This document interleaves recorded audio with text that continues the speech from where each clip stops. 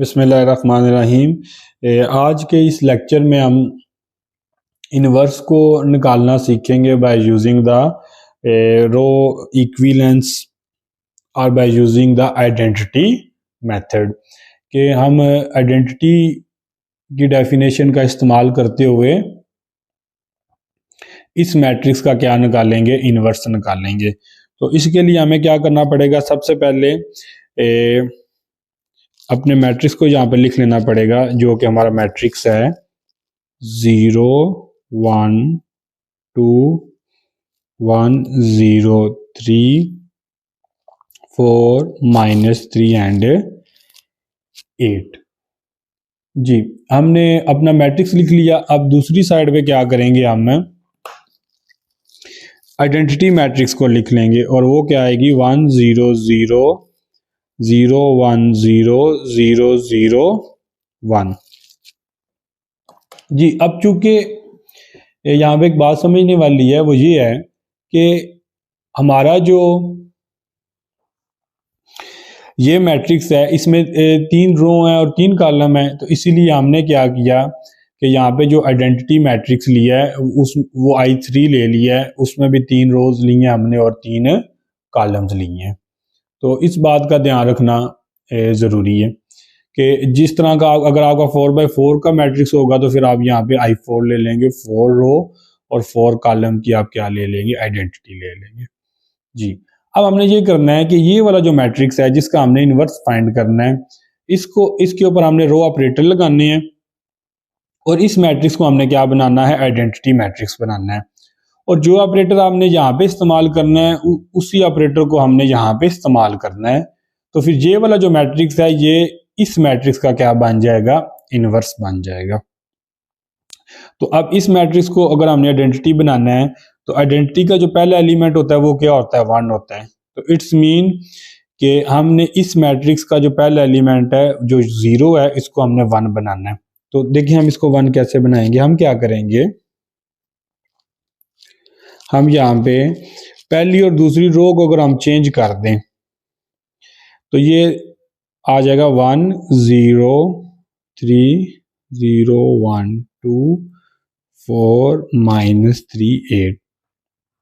पहली और दूसरी रो को जब चेंज किया तो 1 0 की पोजीशन में चला गया, 0 1 की पोजीशन में आ गया। तो हमारा जो टारगेट था कि जो पहला एलिमेंट है इसे 1 बनाना है, क्योंकि हमने इस मैट्रिक्स को आइडेंटिटी बनाना है, वो अचीव हो गया।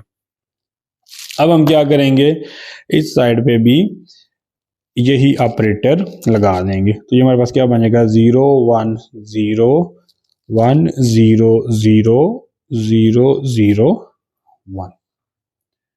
जी, अब देखें नेक्स्ट स्टेप क्या है कि 1 के नीचे 0 है। ये देखें आप अगर कॉलम को देखें तो 1 बना लिया और 1 के नीचे 0। तो यहाँ पे देखें हमने 1 बना लिया, 1 के नीचे हमने क्या बनाने हैं, 0 बनाने हैं। तो ये 0 तो पहले से ही आ गया, इसको छेड़ने की जरूरत नहीं है। 4 की जगह हमने क्या बनाना है, 0 बनाना है। तो 4 की जगह 0 बनाने का मतलब ये है कि हमने R3 के अंदर चेंज लेके आना है। तो जिस भी रो के अंदर चेंज लेके आते हैं उससे पहले लिखते हैं तो R3 -4 R1। देखिए जी ऑपरेटर मैंने कैसे बनाया है, मेरे पास मैंने यहाँ पे 0 बनाना है तो R3 में 4 है, -4 R1 और यहाँ पे 1 है। तो 4 -4 क्या हो जाएगा, 0 हो जाएगा। मतलब ये है कि जो आपकी जो पहली रो होगी अब ये बेस रो बन गई है और जिसके अंदर आपने चेंज लेके आना है उसको आपने क्या करना है, पहले लिखना है। तो देखिए अब ये क्या बन जाएगा 1 0 3 0 1 2 4 -4 0। अब इसको देख लें, ये -3 -4 मल्टीप्लाई बाय 0 तो -3 रहेगा और यहाँ पे क्या बन जाएगा हमारे पास 8 -4 टाइम 3। तो 8 -12 हमारे पास क्या आ जाएगा, -4 हमारे पास आ जाएगा जी। अब यही ऑपरेटर हमने इस साइड पे भी लगाना है, इस मैट्रिक्स के ऊपर भी लगाना है। तो अब देखिए R3 में चेंज लेके आना है तो 0 1 0 तो ऐसे ही रहेगा, R2 भी ऐसी रहेगी, 0 -0 0 0 -4 -4 और 1 -4 टाइम 0 तो ये हमारे पास क्या आ जाएगा, 1 आ जाएगा जी। अब हमने अगला स्टेप करना है। तो अगले स्टेप में हमने क्या करना है, देखिए यहाँ पे हमने क्या बना लिया, यहाँ पे हमने 1 0 0 कर लिया। अब दूसरी रो का पहला एलिमेंट यहाँ पे आइडेंटिटी में क्या है, 1 है, तो यहाँ पे हमने 1 बनाना है और 1 ऑलरेडी मौजूद है। ठीक हो गया। उसके ऊपर बनाना है 0 और नीचे 0 बनाना है। तो यहाँ पे देखिए ऊपर 0 पहले से ही आ गया, अब नीचे 0 बनाना है। इट्स मीन कि हमने -3 की जगह क्या बनाना है, 0 को बनाना है। तो फिर ये कैसे बनेगा, अगेन हमने R3 के अंदर चेंज लेके आना है। तो ये ऑपरेटर हमारा क्या बन जाएगा, R3, और यहाँ पे माइनस है तो फिर यहाँ पे प्लस आ जाएगा, +3। अब आपकी जो बेस रो है वो R2 है, तो इसका मतलब है यहाँ पे क्या आ जाएगा, R2 आ जाएगा। अब हम R2 रो की मदद से क्या करेंगे, यहाँ पे 0 बनाएंगे। तो 1 0 3 0 1 2, ये 0 0 0 हो जाएगा, -3 +3 0, और यहाँ पे आपके पास क्या बनेगा, -4 +3 to the 6। तो -4 + 6 हमारे पास क्या आ जाएगा, 2 आ जाएगा।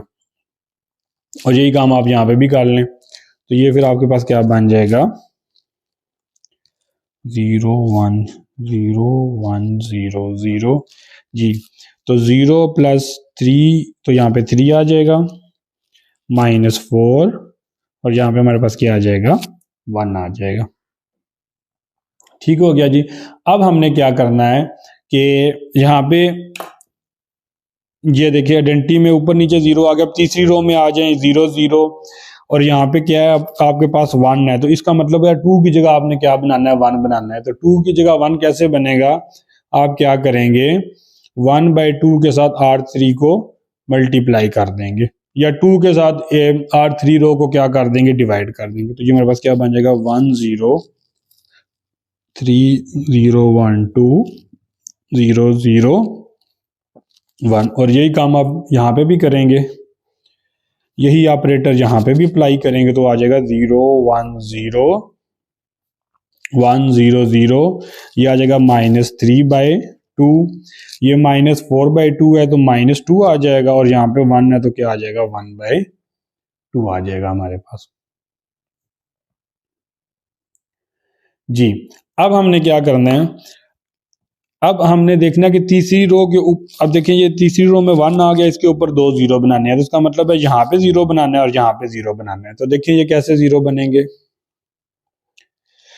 अब मैं पहले R2 में 0 बनाऊंगा। अब देखिए बेस रो आपकी R3 आ गई है, तो ये क्या ऑपरेटर बनेगा आपके पास, R2, क्योंकि यहाँ पे 0 बनाना है, यहाँ पे चेंज लेके आना है, -2 R3। तो ऑपरेटर क्या आ गया, R2 -2 टाइम R3। ये आपका बन गया 1 0 3, ये 0 0 0 आ जाएगा, 1 0 1 आ गया, और 2 - 2 क्या आ गया, 0 हो गया, और 0 0 1। अब यही ऑपरेटर आप क्या करें, यहाँ पे भी अप्लाई कर दें। तो 0 1 0, और R3 3/2 है, -2 है, 1/2 है। R1 और R3 में कोई चेंज नहीं आई, तो इसलिए मैंने उसे पहले ही लिख लिया। अब R2 में चेंज लेके आना है। तो अब देखें R2 में आपके पास यही ऑपरेटर आप कैसे लगाएंगे, इसके लिए थोड़ा सा हमें रफ साइड पे भी जाना पड़ेगा, ताकि हमें कोई किसी गलती का सामना ना हो। अब देखें R2 आपके पास क्या है, 1 है, 1 - 2। अब R3 आपके पास क्या है, 3/2 है, तो यहाँ पे आ गया 3/2। 2 2 से कट गया, तो 1 - 3 हमारे पास क्या आ गया, 1 - 3 हमारे पास होता है -2। अब इस तरह यहाँ पे आ जाए जी, R2 आपके पास 0 है, -2, R3 हमारे पास क्या है, -2 है, तो 0 - 4, यहाँ पे क्या आ गया, -4 आ गया। अब इसी तरह आप यहाँ पे आ जाएं, 0 - 2 R3 का आपके पास क्या, 1/2, 2 2 कट गया, तो 0 - 1, तो यहाँ पे क्या आ जाएगा, हमारे पास -1 आ जाएगा। ठीक हो गया। जहाँ पे भी फ्रैक्शन आएगी तो फिर आप उसको थोड़ा रफ अमल में इसको करेंगे, तो ये आपके लिए आसान हो जाएगा जी। अब देखें यहाँ पे 3 की जगह हमने क्या बनाना है, 0 बनाना है। तो देखें इसके लिए ऑपरेटर क्या होगा, इसके लिए ऑपरेटर होगा R1 में चेंज लेके आना है, तो R1 - 3 R3, बेस रो हमारी क्या होगी, R3 होगी। तो अब देखें इसको, 1 - 0 1, 0 - 0 0, 3 - 3 0। और 0 1 0 0 0 1 ऐसे ही आ जाएगा। अब यही ऑपरेटर यहाँ पे भी अप्लाई करेंगे इस मैट्रिक्स के ऊपर भी। तो इसमें सबसे पहले मैंने R1 में चेंज लेके आना है, तो बाकी रोज में ऐसे ही लिख लेता हूँ ताकि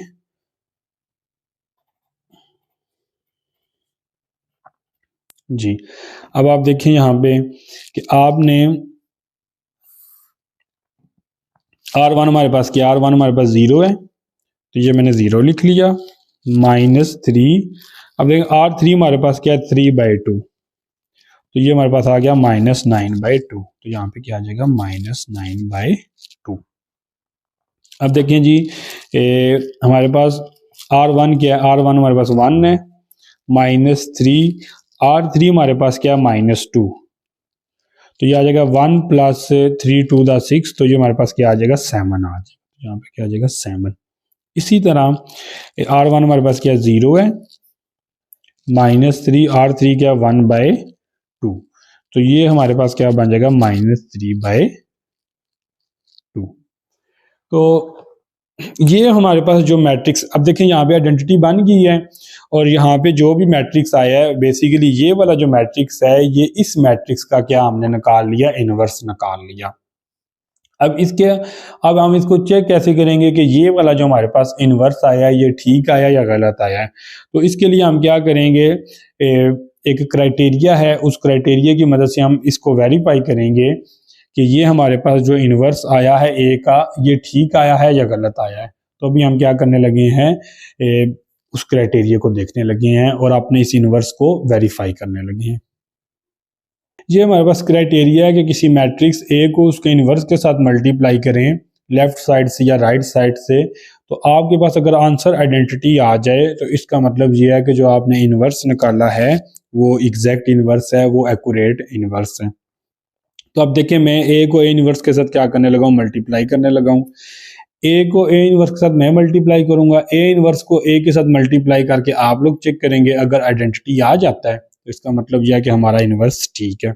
अब देखें, 0 को -9/2 के साथ मल्टीप्लाई करें तो क्या आ जाएगा, 0 आ जाएगा। 1 को -2 के साथ मल्टीप्लाई करें तो क्या आ गया, -2, प्लस 2 को 3/2 के साथ मल्टीप्लाई करेंगे तो ये हमारे पास क्या आ जाएगा, 3 आ जाएगा। अब इसी तरह दूसरी रो पे आ जाएं, आप इस तरह भी जा सकते हैं, इस तरह भी जा सकते हैं। तो अब क्या करें, 1 को -9/2 जी, अब 1 को -9/2 के साथ मल्टीप्लाई करें तो -9/2 आ गया, 0 को -2 के साथ मल्टीप्लाई करें तो 0 आ गया, और 3 को 3/2 के साथ मल्टीप्लाई करें तो +9/2 हमारे पास आ गया। अब इसी तरह 4 को -9/2 के साथ मल्टीप्लाई करें तो 2 1 2, तो ये -18 आ जाएगा।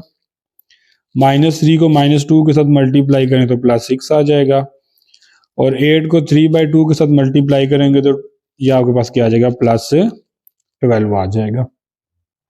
अब इसी तरह आप यहाँ पे आ जाएं जी, 0 को 7 के साथ मल्टीप्लाई करें, 0 आ गया, 1 को -4 के साथ मल्टीप्लाई करें, -4 आ गया, 2 को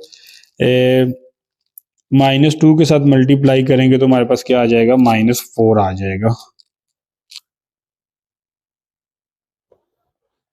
अच्छा, यहाँ पे आप एक करेक्शन कर लें कि यहाँ पे हमारे पास 4 आता है, ये यहाँ पे हमारे पास +4 आएगा, क्योंकि जब R2 -2 टाइम R3 करेंगे तो -2 से मल्टीप्लाई होकर 4 हो जाएगा। तो यहाँ पे साइन का फ़र्क आया, इसको आप लोग भी करेक्ट कर लें, तो ये आ जाएगा +4 और -4। ठीक हो गया जी।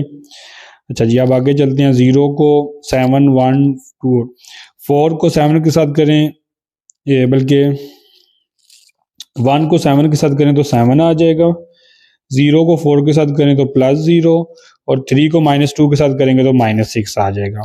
4 को 7 के साथ मल्टीप्लाई करें 28, -3 4 द 12, और -8 2 द 16 आ जाएगा हमारे पास।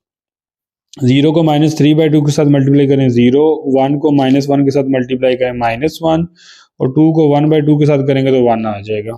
फिर -3/2 +0 +3/2। इसी तरह 4 को -3/2 तो -6 +3 एंड 8/2 हमारे पास क्या आ जाएगा, 4 आ जाएगा हमारे पास जी। अब आप देख सकते हैं इसको कि ये हमारे पास 1 आ गया, ये 0, ये भी 0, ये भी कैंसिल 0, ये 1, ये कैंसिल 0, ये हमारे पास 0 आ जाएगा, ये हमारे पास 0 हो जाएगा और यहाँ पे 7 - 6 क्या आ जाएगा, 1 आ जाएगा। तो आप देख सकते हैं कि हमारे पास क्या आ गया, आइडेंटिटी मैट्रिक्स आ गया है। तो इसका मतलब ये है कि ये जो हमारे पास ये वाला जो मैट्रिक्स है, ये इस मैट्रिक्स का क्या है, इन्वर्स है। तो अब आपने इसको सॉल्व करना है कि ए इन्वर्स को ए के साथ मल्टीप्लाई करना है और देखना है कि हमारे पास आई आता है कि नहीं आता। अगर ए इन्वर्स को ए के साथ मल्टीप्लाई करने से हमारे पास आइडेंटिटी मैट्रिक्स आ जाए तो इसका मतलब ये है कि जो हमने इन्वर्स निकाला है वो ठीक है, वो वेरीफाइड है।